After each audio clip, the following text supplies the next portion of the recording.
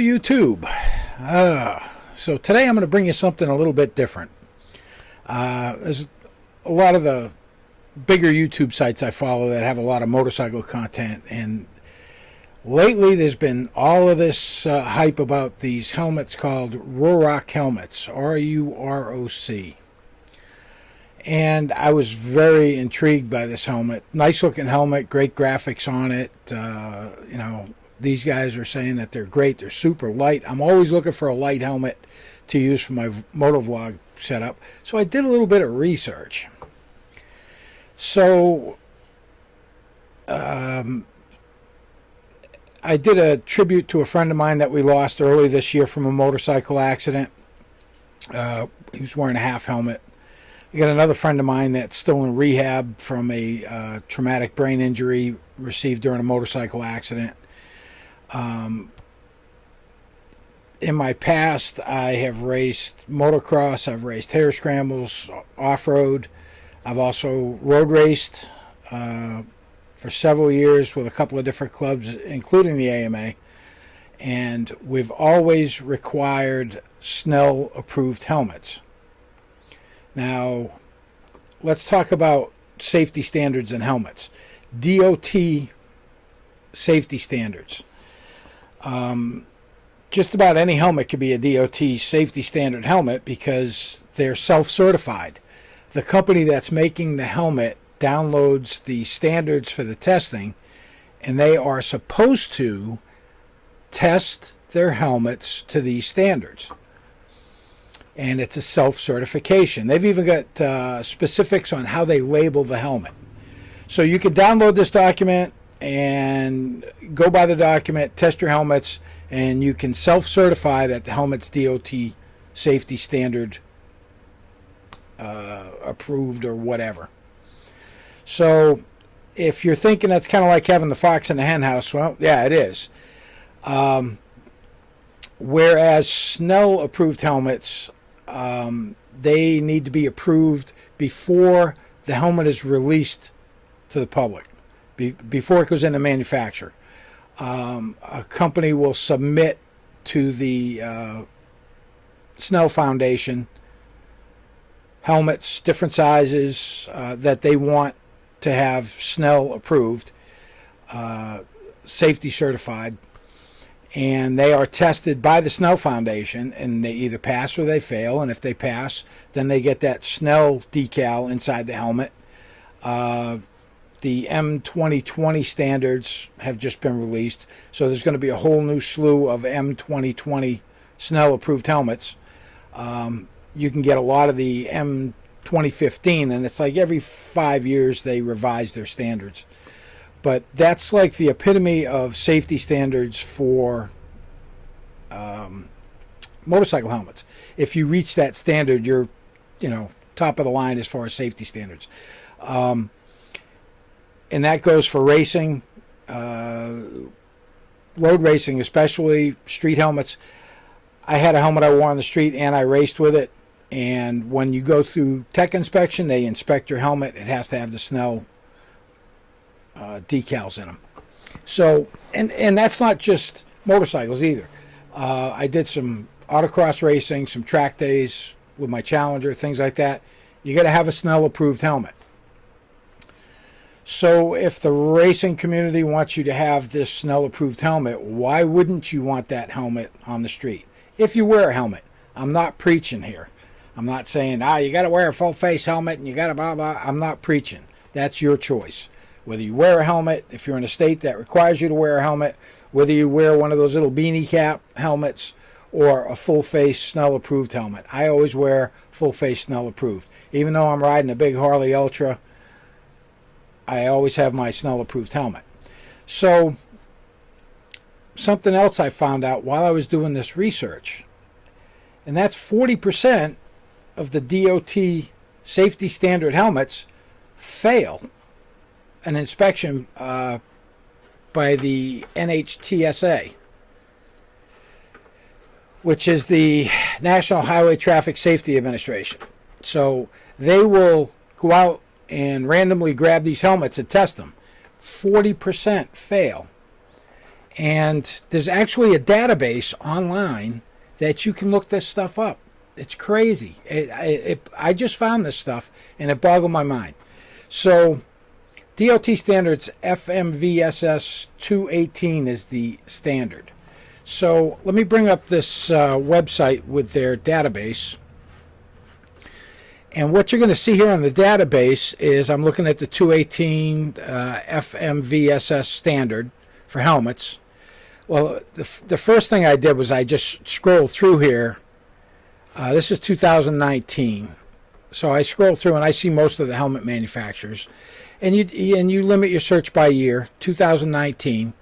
So the first couple we see here, the Bell Eliminator Carbon, complete, it passed. The Bell Pit Boss, it's partial coverage, which means it's like a 3/4 or whatever helmet, it passed. The SRT Modular, it passed. And then you go to the brand Built, a Techno 2.0 Bluetooth helmet, failed labeling. Am I worried about the labeling? I don't care if the labeling meets the Bell stand or the DOT standards. This is what I'm worried about. Crazy Al's looks like he had a bad year. His AL8 helmet failed performance. His AL995 failed performance. And they don't test every manufacturer's helmets. For 2019, I think they tested 40 different helmets. And it seems like they kind of honed in on Crazy Al's because all of his helmets seem to have failed. Then Daytona Cruiser, it passed. Failed labeling, failed labeling, failed labeling. Here's one that failed performance and labeling. And that's a G-Max GM45S. Failed labeling. And like I said, I could care less about the labeling. I'm more worried about the performance. So it looks like they did 40 helmets. ILM, some of these I've never heard of. It failed performance. Here's another one. Matrix Alpha, failed performance. And like I said, the labeling I could care less about. Here's a WSB Incorporated, a BH775 helmet.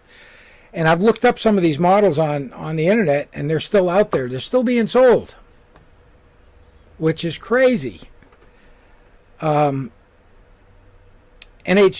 can actually make them do a recall on those helmets if it fails a certain amount of the standards.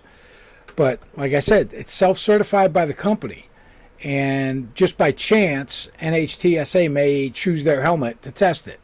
Let's look at, I already looked at 2020, and they haven't posted any results yet for 2020. So I don't know if the COVID's having a big deal on it or what. I didn't see anything. However, when I went down through manufacturers, I found all the big helmet manufacturers. Ruroc's not even listed. So I'll go down to R.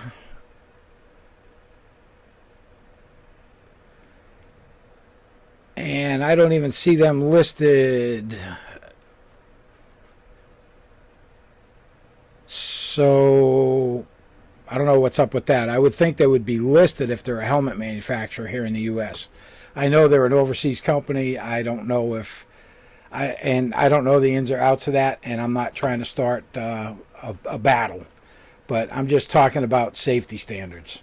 And, you know, when I first saw some of these other reviews on the Rurocs, I was like, oh, wow, that's a cool looking helmet. And it's supposed to be super light.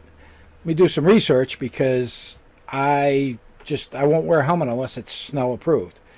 And I found out it was only DOT for the States. It does meet the ECE or whatever for Europe. However, that's very similar to DOT, and I was reading some articles. They don't even do an impact test on them over there. So, but they do have a next higher standard similar to Snell over there. It's called Sharp. So these helmets are meeting the minimum standards, and they're self-certified. So we don't know if they actually meet the standards or not. Like I said, 40% from what I'm reading in articles don't pass the DOT test given by NHTSA.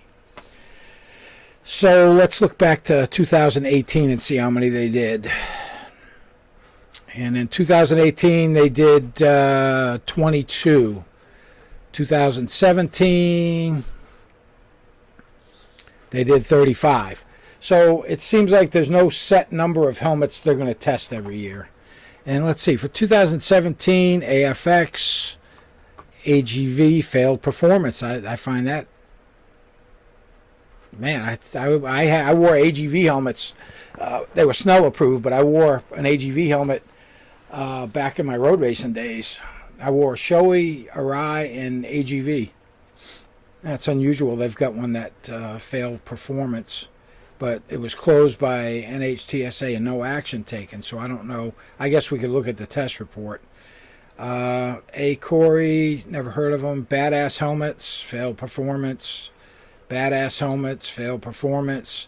Now we're getting back into the big name ones. We got Bell, the Bell Star helmet, passed. Built, passed.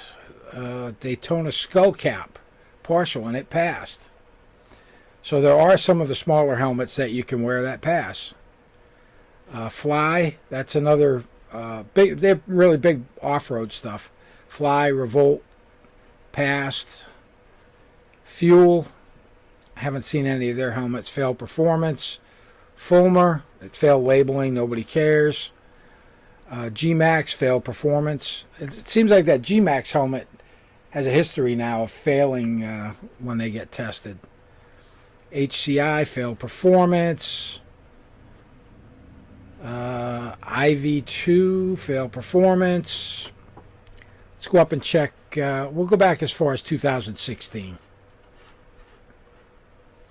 They only did 25 in 2016. Arai XC, pass.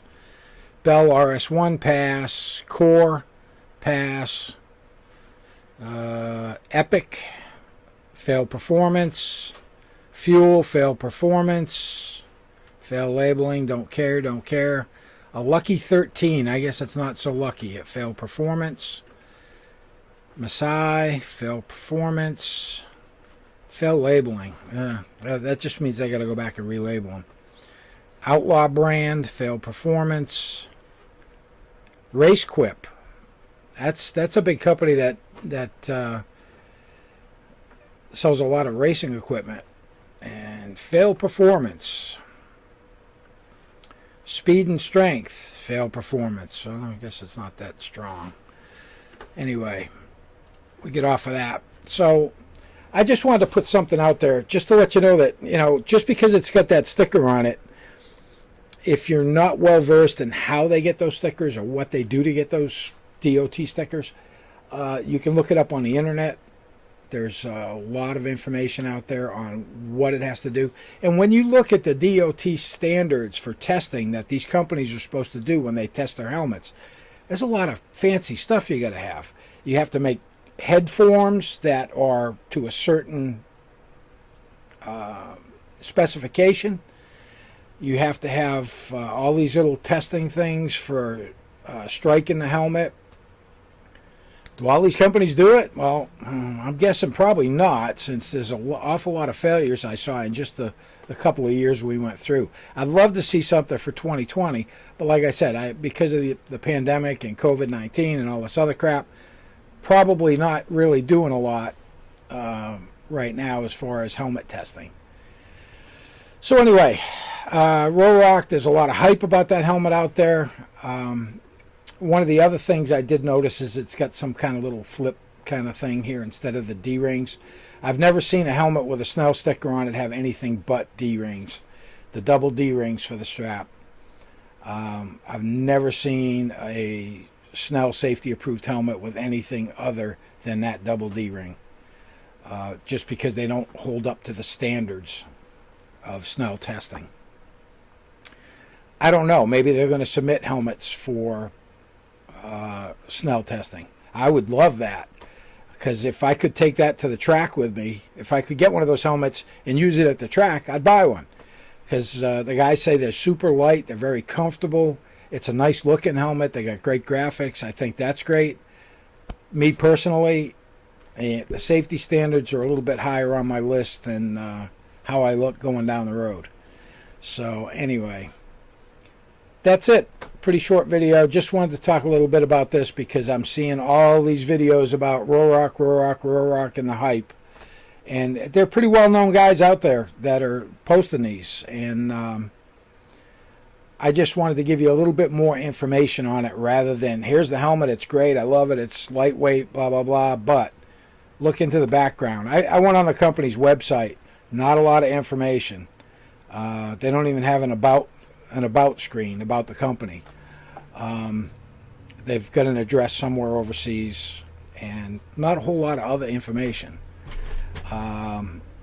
They say they use some 300 super carbon fiber layering stuff, but there's not a lot of information on the helmets themselves, the construction, where they're made, anything like that. So anyway, keep the shiny side up, rubber side down. Don't forget, hit the subscribe button. I can really use the subscribes. The more subscribes I get, the sooner I can get to 1,000 and I can start doing some live stuff. Hit the bell for notifications to get notified anytime I upload. Also, a thumbs up would be great too. That also helps with the stats on the channel. Hope this is a little bit different than what I usually do. Hopefully you enjoyed it. Let me know in the comments what you wear for a helmet. If you wear a helmet, if you're in a state that you don't need a helmet, and do you even care about the safety standards on a helmet? Thanks.